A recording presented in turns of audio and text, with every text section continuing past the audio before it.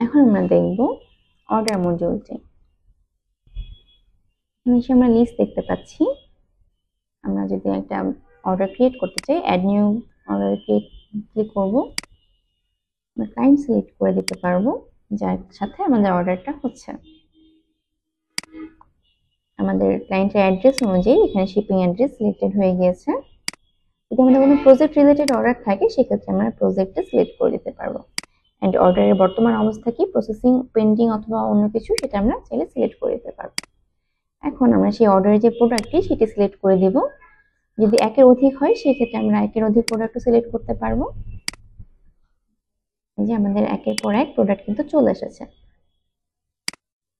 আমরা চাইলে এখান থেকে প্রাইসটাও চেঞ্জ করে দিতে পারবো, যে আমাদের ক্লায়েন্টের জন্য যদি কোনো স্পেশাল অফার থেকে থাকে সেই ক্ষেত্রে আমরা এখানে প্রাইসটা চেঞ্জ করতে পারবো। প্রাইসটা আপডেট করে দিচ্ছি।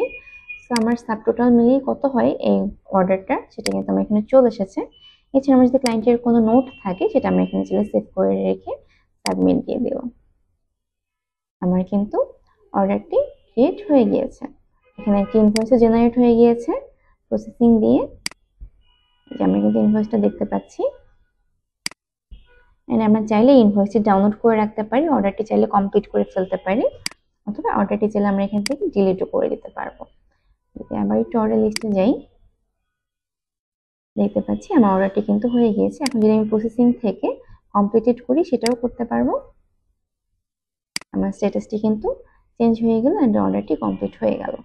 এন্ড অ্যাকশন বাটন থেকে আমি ইনভয়েসটা ডাউনলোড করতে পারবো।